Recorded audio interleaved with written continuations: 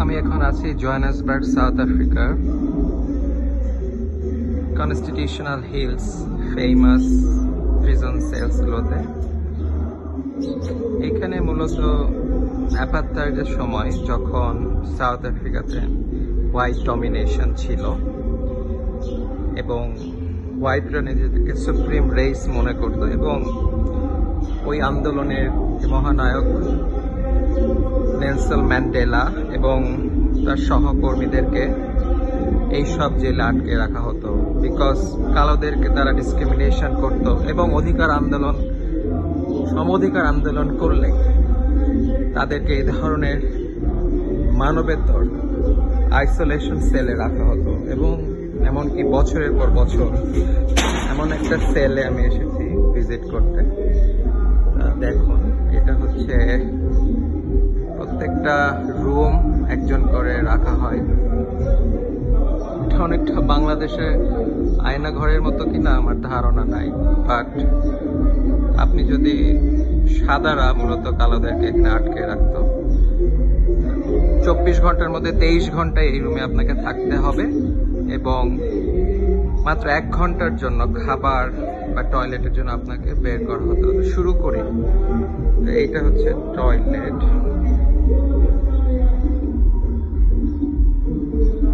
দেখতে পাচ্ছেন লাইটসের switch on end of করা যেত বাইরে থেকে এবং বিকাল 4টার পর থেকেই অন্ধকার থাকবে রুম। এগুলো একটা প্রিজন সেল। দেখেন কেমন, খুব ছোট না কিন্তু অনেকটা বদ্ধ। এখানে একটা ভেন্টিলেশন আছে। লাইটস তখন ছিল কিন্তু জ্বালানো হতো না, খুব রেয়ার। এবং একটা খুবই ভারী কাঠের দরজা, না লোহার দরজা। এটা যদি আপনি আটকে দেন, ছোট উপরে একটা জানালা ছিল, আছে আর কি, ভেন্টিলেশন আছে। এখানে হয়তো আপনি বাইরে দেখতে পাবেন, মানে এর মধ্যে আপনাকে যদি একবার ঢুকিয়ে দেওয়া হয় আর কোনো বের হওয়ার সম্ভাবনা নাই। এইগুলোকে বলা হয় আইসোলেশন সেল। বাইরে কনসার্ট হচ্ছে, তাই তো বেশ আরো কয়েকটা রুম দেখাই। খুবই মানবতার অবস্থা। প্রায় 100 বছর মতো এভাবে অত্যাচার করা হয়েছে এইসব জেলগুলাতে। সবগুলো একই রকম দেখতে।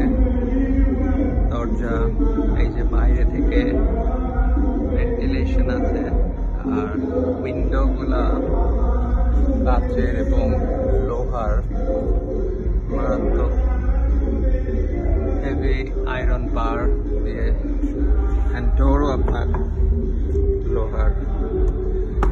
এই ডোর মনে হয় এই যে বাইরে থেকে আটকে দেওয়া হতো, তাই না? এই লকটা দিয়ে আটকে দেওয়া হবে। খুবই ডেঞ্জারাস।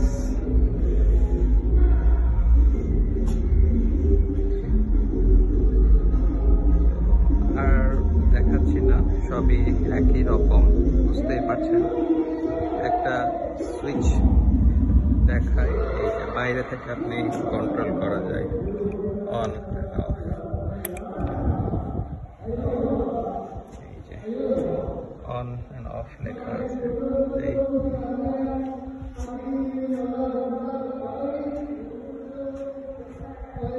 এটা সিরিয়াস হিউম্যান রাইটস ভায়োলেশন এবং এটা এই ধরনের জেল জরিমানা করা এবং মানুষকে অত্যাচার করা, এটাকে ক্রাইমস এগেইনস্ট হিউম্যানিটি বলা হয়। নেলসন ম্যান্ডেলার দেশে এসেছি, তার শহর জোহানেসবার্গ। ওনাকে প্রায় 27 বছর এভাবে জেলে আটকে রাখা হয়েছিল। এই জেলে কিছু বিবরণ এখানে আছে। অন্তত 23 ঘন্টা এখানে রাখা হতো এবং অনেক সময় 1 বছর সময় লাগে। আর সাধারণ কয়েদিদের একটা রুম, এখানে যেখানে প্রায় 60 জনকে একসাথে রাখা হতো, 60। একটা স্ট্যান্ডার্ড রুমে ঢুকে দেখি, এই যে ঢুকলাম, ঢুকেই ডান পাশে 60 জন মানুষের জন্য হয়তোবা 2টা টয়লেট ছিল, ভেঙে গেছে। এখানে টয়লেট ছিল এবং এই যে পুরো রুমটা, এখন কিছু এক্সিবিশনের জন্য কিছু ম্যাটেরিয়ালস আছে, বাট এই ধরনের ঠিক এই ব্ল্যাঙ্কেটস গুলো দেয়া হতো এবং একই লোহার ভেন্টিলেশন আছে, একটু জানালা আছে, কিন্তু এগুলো লোহার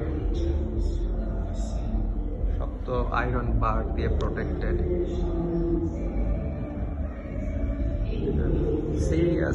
সিরিয়াস হিউম্যান রাইটস ভায়োলেশন। বাইরে একটু নয়েজি আছে, সরি, এটা একটা আউটসাইডে কোথায় জানি ওপেন কনসার্ট।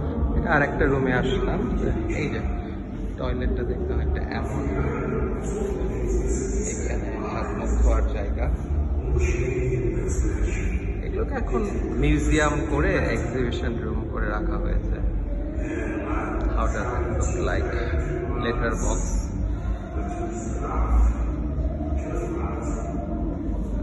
পানিশমেন্ট লেখা আছে এখানে অনেক কিছু। এটা আর্লি 1900 থেকে এই প্রিজনগুলো চালু আছে, 1902 সাল থেকে ছিল।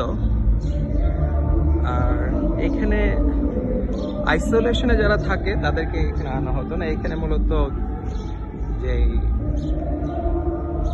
সাধারণ কয়েদি, মানে একটু লোয়ার গ্রেড কয়েদিরা, তাদেরকে এখানে আনা হতো গোসল করার জন্য। দেখেন,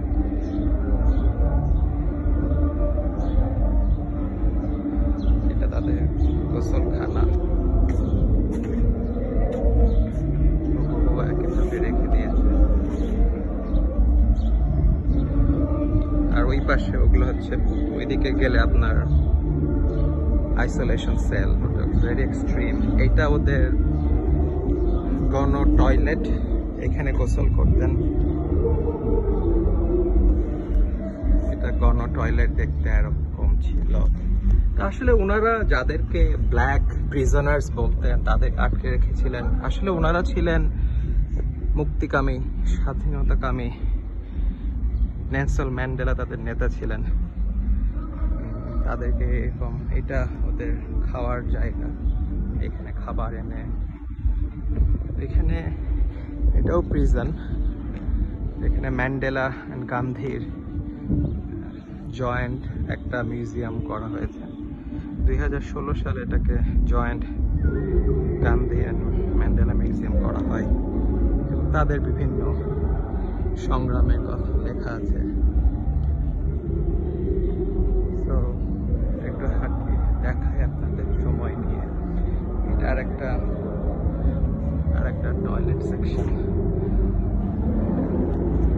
ওইদিকে ওপেন না, পাবলিক।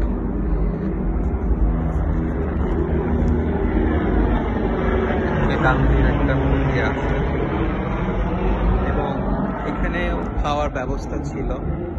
এবং 3 ধরনের ওদের আসলে হায়ারার্কি ছিল তৎকালীন সাউথ আফ্রিকান সোসাইটিতে। ব্ল্যাকরা হচ্ছে number 1 supreme race, followed by ছিল others like Asian and colored people, and African or blackদের জন্য ছিল 3rd grade of citizen বলা হতো। দেখেন কিভাবে প্রিজনেও তাদেরকে ডিসক্রিমিনেট করা হতো। খাবার, ডায়েট, হোয়াইটরা মাত্র 9 জন এখানে হোয়াইট ছিল, বাট ওর অন্য কারণে। হাজার হাজার ব্ল্যাক, কিছু ইন বিটুইন এশিয়ানস ছিল, কিন্তু মূলত এখানে 95%-এর বেশি আফ্রিকান থাকতো। কিন্তু তাদের আবার ফুডও ডিফারেন্ট। হোয়াইটরা বেশি ফুড পাবে, সবচেয়ে কম ফুড পাবে আফ্রিকানরা। ইভেন ক্রিসমাস ট্রিট সময়ও হোয়াইটরা 1 পাউন্ড পুডিং কেক খাবে। এটা তৎকালীন জেলেও ডিসক্রিমিনেশন, মানে জেলে কিভাবে হোয়াইটদের ট্রিট করা হবে আর নন হোয়াইটস। এদের খাবার প্লেট কেমন ছিল। এটাকে প্রিজন নাম্বার 4 বলে। এই জায়গাতে যে তাদের খাওয়ার ছিল, আরো অনেক কিছু আছে। এটা আরেকটা দেখা, এখানে তাদের আরেকটা রুম। এখানে 60 to more than 60 পিপল এই ছোট রুমে থাকতো, বাট এখন একটা জাস্ট ফর টুরিস্টিক পারপাস কিছু ব্ল্যাঙ্কেট দেয়া আছে। সেম ঢুকেই টয়লেট, এই যে টয়লেটের কিছু যন্ত্রাংশ এখনো আছে। লাইটস দিনে খুব অল্প সময়ের জন্য রাতে দেখা হতো মনে হয়, সন্ধ্যার পরে নো লাইটস। ইভেন এখানে দিনের সানলাইট আসার প্রবাবিলিটি কম। এবং ব্ল্যাঙ্কেটের রুলস ছিল, এই যে আপনাকে বলি, বেডিং সিস্টেমেও দেখেন হোয়াইট প্রিজনার্সরা পাবে বেশি বেশি bedding materials, pillows, mattress, blankets, আর নন হোয়াইটের মাত্র দেখেন কি ধরনের ডিসক্রিমিনেশন, 2টা স্লিপিং ম্যাটস আর 3টা blanket whole year. Lots of discrimination everywhere. দেখতেই পাচ্ছেন পৃথিবীব্যাপী, বাংলাদেশেও আছে ডিসক্রিমিনেশন। এটা কোনো দেশই, এটাও একটা, এখানে এই ব্ল্যাকদেরকে প্রায় 70-80 বছর আটকে রাখা হয়েছিল। এটাও আর একটা রুম। তারা কখন, এই যে এরা কমপ্লিটলি ভায়োলেন্ট একটা সোসাইটি ছিল। এটা থেকে বোঝা যাচ্ছে যে কিভাবে মানুষ ইতিহাসে শতাব্দীর পর শতাব্দী ধরে মানুষকে নির্যাতন করেছে। সেই নির্যাতনের কোনো ভাষা নাই। অনেক সময় আপনার স্কিন কালারের বেসিসে নির্যাতন করেছে, ডিভিশন করেছে, রেস সুপারমেসি, আপনি সাদা, হায়ার, বেটার সুপারমেসিস্ট, অন্যান্যরা আরো পরে গ্রেড 2, গ্রেড 3। মানুষ ধর্মের কারণেও যুদ্ধ করেছে। খ্রিস্টানরাও, ক্যাথলিক অ্যান্ড প্রোটেস্ট্যান্টরা যুদ্ধ করেছে শতাব্দীর পর শতাব্দী। উপমহাদেশে আপনি দেখছেন ইন্ডিয়া, পাকিস্তান, বাংলাদেশ, ইসলাম এবং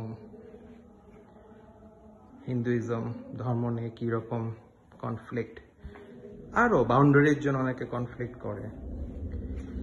তো বাট এইটা সাউথ আফ্রিকাতে অ্যাপার্থাইড ছিল পিওরলি গায়ের রঙের কারণে, serious human rights violation. And এই জেলখানাটা কনস্টিটিউশনাল হিলের, এটা একটা স্মৃতি বহন করে। সবাইকে ধন্যবাদ।